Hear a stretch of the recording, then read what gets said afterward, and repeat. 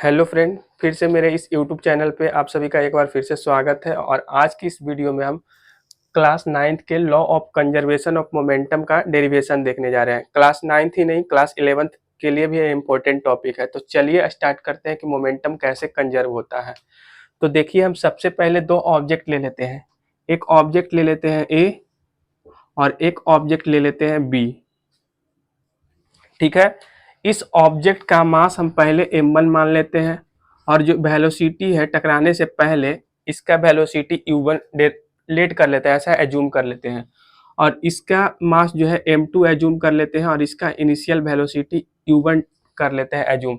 ठीक है। अब हम क्या करते हैं, दोनों ऑब्जेक्ट पे एक दूसरे को हम क्या करते हैं, एक्शन रिएक्शन करवाते हैं।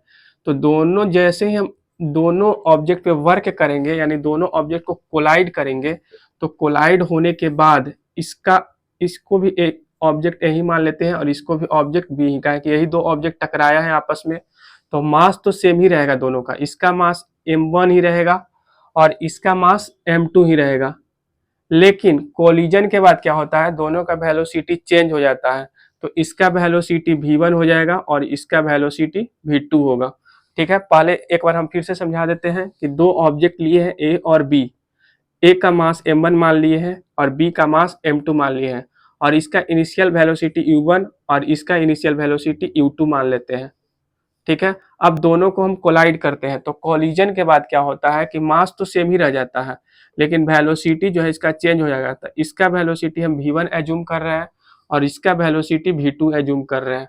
ठीक है। अब हम क्या करते हैं कि law of conservation of momentum बोलता है कि दोनों का मोमेंटम जो होता है कोलिजन से पहले और कोलिजन के बाद सेम रहता है। तो इसी चीज का हम डेरिवेशन देखने वाले हैं।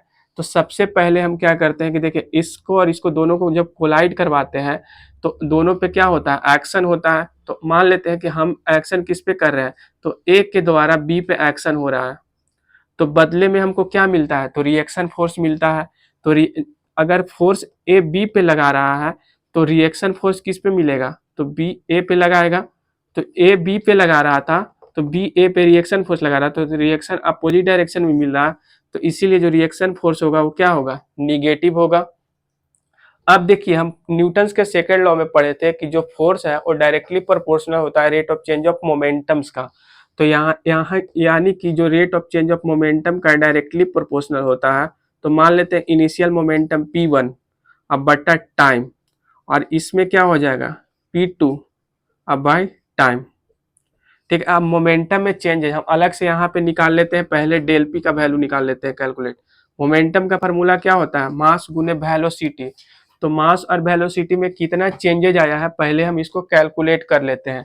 तो देखो, यहाँ पे मास इसका m1 है और यहाँ पे मास इसका वेलोसिटी u1 है, और जो फाइनल होता है वो m1 और v1 है। तो यहाँ से जो फाइनल मोमेंटम आ रहा है वो m1 v1 आ रहा है, और माइनस जो इनिशियल मोमेंटम है वो है m1 u1।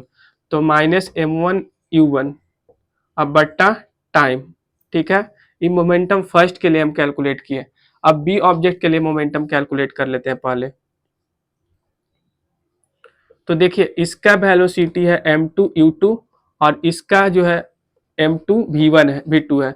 तो इसका हो जाएगा m2 v2 अब माइनस m1 v1 अब बाई टाइम।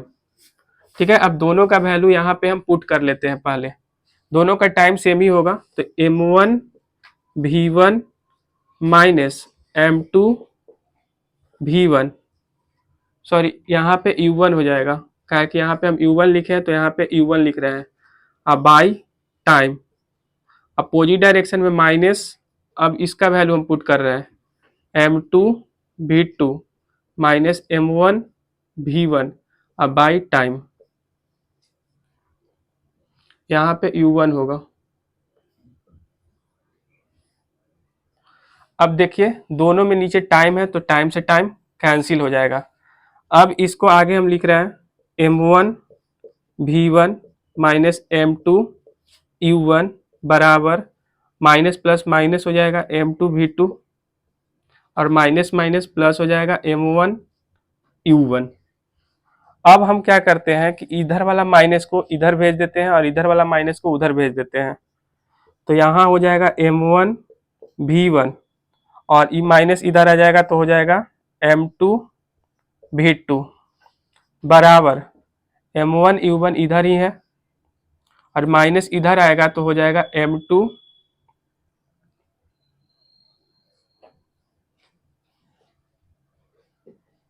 u2।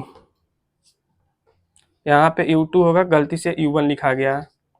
अब हम क्या करते हैं कि इधर वाला इक्वेशन को इस साइड लिख देते हैं, इधर वाला इक्वेशन को इस साइड लिख देते हैं।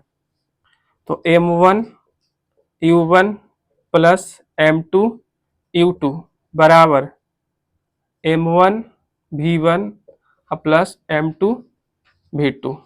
तो देखिए मोमेंटम सेम आ गया, m1 u1 plus m2 u2, यानी कि ये हो गया इनिशियल मोमेंटम और ये हो गया फाइनल मोमेंटम, दोनों क्या आ गया, सेम आ गया।